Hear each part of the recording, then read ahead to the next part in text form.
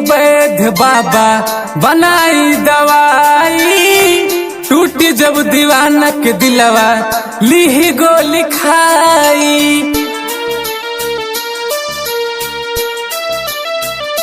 हाँ हाँ सुनिए वैध बाबा बनाई दवाई, टूटी जब दीवाना के दिलवा लीही गोली खाई।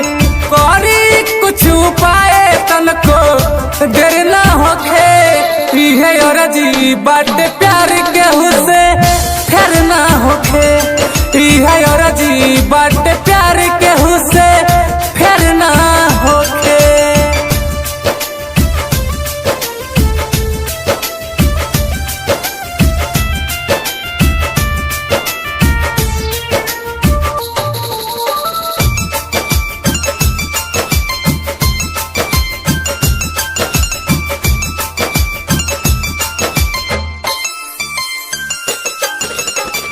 कौनो फायदा नइखे केहू से दिलवा लगावे के, कितना पैसा लागी बोली जारी बनावे के, कितना पैसा लागी बोली जारी बनावे के। सुतलों में केहू जगावे ना, सपनों में केहू आवे ना, उजाला जिंदगी में फिर अंधेर ना होखे, उजाला जिंदगी में अंधेर ना होखे।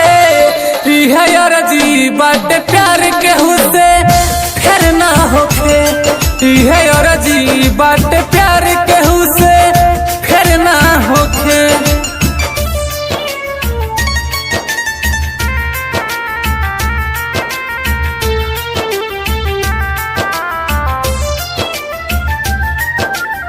म्यूजिक बाय सोनू समरिया।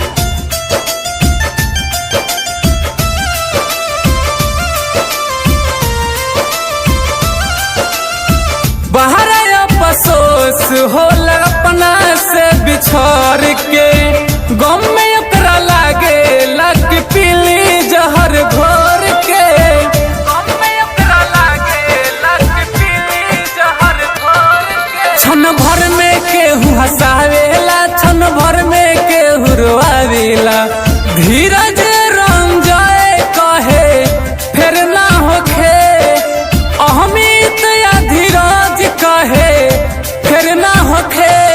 इहे अर्जी बाटे प्यार के हुसे फेर ना होखे, इहे अर्जी बाटे प्यार के